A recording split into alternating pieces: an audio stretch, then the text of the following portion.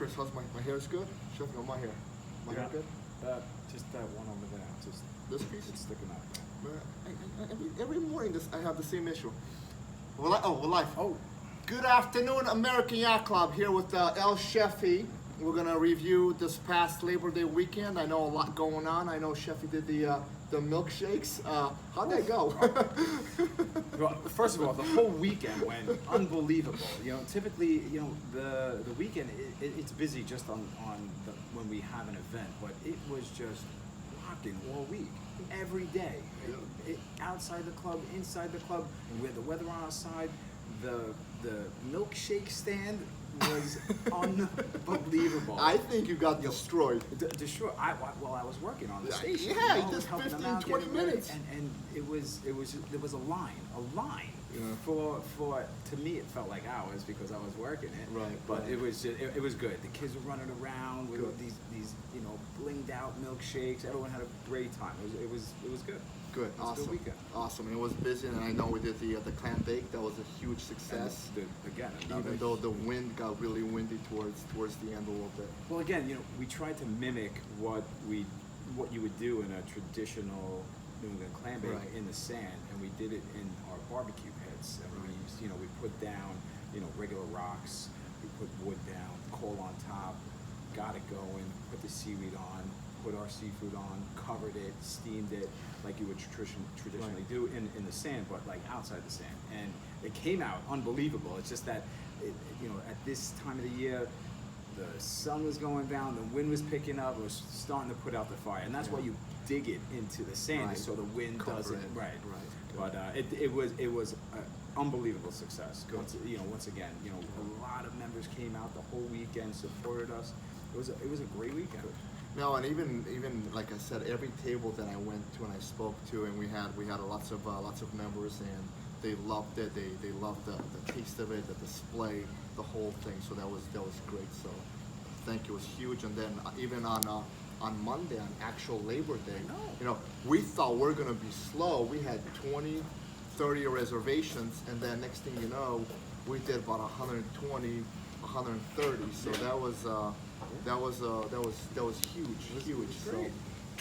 but that was Successful awesome. weekend. All It in was all, a just a very successful weekend. successful. Yeah. Yeah. So, what's going on this weekend, Chef? Anything special? Well, What's coming? kids are back to school. You know, Yep. people getting back to their old routines, whatever that means today. But this weekend, we're still going to continue with the Sunday theme things. We're going to Okay. do a huge muscle bar, create your own muscle. Oh, nice.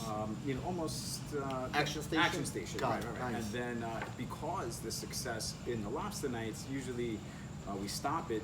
You know, this week we're going to continue with it. Nice. It's just the amount of members that come out for it, it's extraordinary, and Got it. we're just going to keep doing it. We keep, you know, it's Beautiful. we have the steam behind it. We keep going with it. Beautiful. Got it. And then I know this weekend, starting actually today, Right. we're doing this menu for the beach and pool, because the beach and pool is open today, tomorrow, and Sunday. So it's a menu that kind of mimics the tea house options. Right. So in order to pretty much we'll have these menus available by the lifeguards, and then members can just pretty much call the front desk.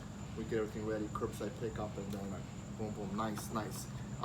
Also to mention that, and I know we said this the last time in October, every Friday in October we'll do some nice wines tasting for the members. Again, it's all gratis, and then October 23rd we're going to do an actual virtual wine tasting, and then I know in November we're also going to do another wine tasting in November. Not much in December when it comes to wine tasting, just because of the holidays. Everyone's got so much going on. So, but then obviously in the winter time, we're going to look at some other ideas too. Anywhere from like maybe Scotch tastings, bourbons. So kind of take that to a different, more wintry type of tastings. And as obviously the seasons change, you know, menu dynamics are going to change. Right. Produce is coming, you know, within the next couple of weeks. It's starting now, but you know, it's relatively, it's not as, it's, you know, we had somewhat of a warm summer, you know, so coming into the next few weeks, we'll start incorporating, you know, more fall items, fall produce. I Right. happen to love, spring and fall are, for whatever reason, my two favorite, you know, I guess seasons to cook, you know, with the Right. available product. You know, summer's great. Summer's summer. You know, it's Right. just when you're Just coming naturally into fun. the spring, it's all the new, fresh, light, you know, and coming into the fall, it starts to get to that little hearty, sweet, more aspect of cooking. Got it. So we have, you know, so again, I know we have wine tastings coming up. Unfortunately, because of COVID, that we can't do dinners. Right. But maybe in the future we could figure something out. Maybe we could do something on a smaller scale with the scotches or beers and stuff Right, like that. right. But you know, it's with, you know, from from March to now, the amount of new ideas and the new you know, like little events that we've been doing, it's like it's just an on ramp to what we can do in the future, you know, Right, because right. you know, we took, you know, what was faced against us and, you know, reinvented what we do and how we do it, and so it just it like makes little branches to, you know, have new ideas to execute, you know, smaller little things but more intricate, and I don't know, I'm looking forward to, you know, this fall and winter, to be honest with you. Now, I have a question to ask you, and this is definitely raw talk. As coming from a chef, when someone goes to a restaurant, what dictates not the beautiful restaurant, the ambiance, but like the items itself? From a chef point of view, what would you look for? Would you order, let's say, the special of the day? Would you ask them to what's the favor, what's the popular? Like, what would you order when you go to a restaurant? What are some of the signs that you look for? Well, first it's quality. Okay. Quality. Okay. And within quality, it's all season based, because Okay. you're going to get the best quality of produce, of, you know, different types of meats, and, you know, coming into the fall, duck becomes very prevalent. And Right. so when you see something on the menu, just think of the season and what's associated Okay. with that, because you're going to get the best quality of what we got. Listen, I'm not saying that you can't have phenomenal dishes just because it's not in season, but for taste, quality, notes of, you know, different, you know, items that are harvested in the fall, it would be so, like, I wouldn't be ordering watermelon right now. You know what I mean? The Okay, season had okay. passed. You Got know, it. you could get watermelon right now, But it's but if not I the saw same. it on a menu, I probably wouldn't order it, because it's the tail end. It's not going to be as sweet and vibrant. And Okay.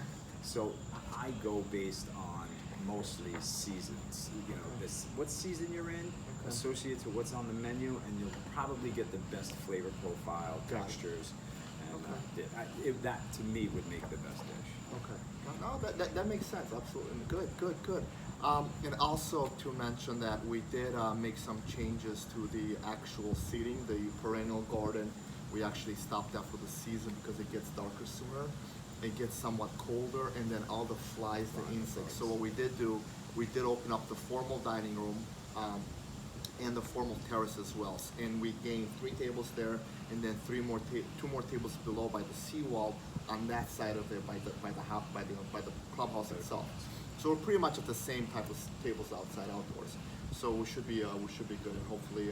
And again, I mean, thank you for the support. I mean, we've been at reservations in the hundreds, you know, 100, 120 every single night. So we're happy, and again, thank you for making reservations. I know it's hard to do, but if you can, you know, again, please do, and it just gives us that more of an edge and be better prepared to serve you.